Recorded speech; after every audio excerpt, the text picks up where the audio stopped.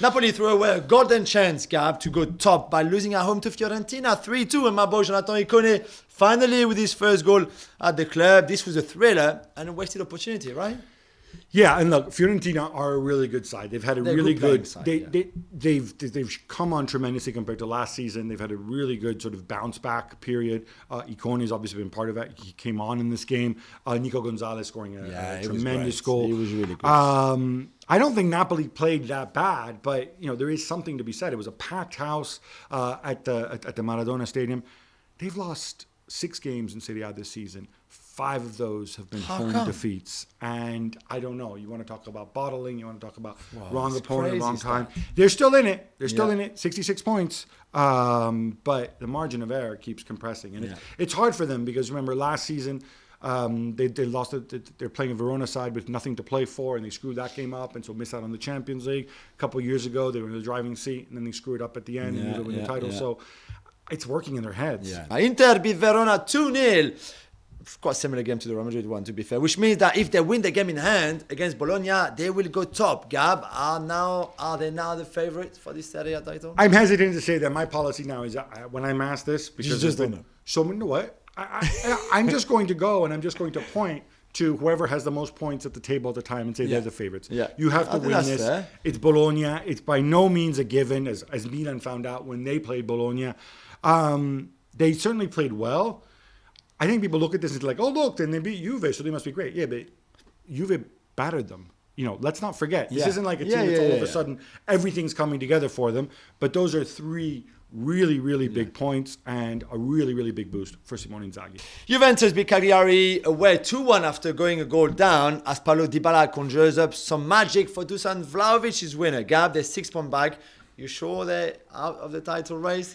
I mean, 98%. Well, look, it's not the 6 points. You can make up 6 points in 6 games, right? But it's the fact that there's 3 teams in front of you. Like, they're not all going to screw up every week to make it easy for you. Obviously, Dybala, tremendous pass. I think he did very little until that point. In fact, Moise Kean was about to come on. This has reignited the whole thing because Vlahovic goes and hugs him. It's like, oh, but look, keep him. Like I said, Juve. You're playing this correctly. You keep Dybala on your terms, which are not his terms, because for now, it does not justify that. Right. If his terms come down. Like I said, I don't think Dybala is going to have this huge market. Exactly. I really don't. Milan are held away to Torino 0-0. Gab, they've dropped 4 points now in the space of a week. He's purely getting a bit worried now. He should be worried. His team down. He should be worried. If Inter win their game in hand, they go top. These are games that, certainly the Bologna game, they had 33 shots, whatever. They were nowhere near as good against Torino. Torino defending really well. Bremer, by the way, is a one-man. He's one-man gang. He's like a wrecking machine at the back. These are big points. Roma come from behind to beat Salernitana 2-1 and strengthen their hold on to 5th place for now. But Gab, we saw something very unusual. Jose Mourinho apologizing. Yeah, I mean, about the game, Roma go a goal down. They score twice after the 80th minute. Carlos Perez, the forgotten man, with the goal and stuff. Chris Smalling. And Chris Smalling, the vegan wonder. But then, after the game, Salernitana really angry. The director of football, Walter Sabatini, formerly at Roma, going on. It's like, well, I may not have won as much about Mourinho, but his staff are all rude and they intimidate the referee, blah, blah, blah.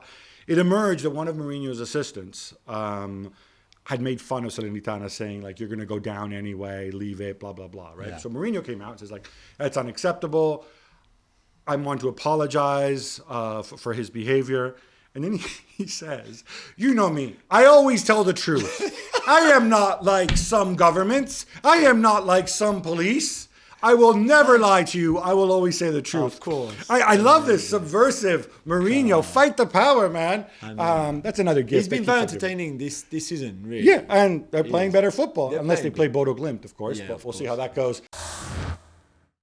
Well, thank you very much for watching ESPN on YouTube. For more sports highlights and analysis, be sure to download the ESPN app. And for live streaming, premium content, and let's not forget as well, ESPN FC 7 days a week. Subscribe to ESPN Plus.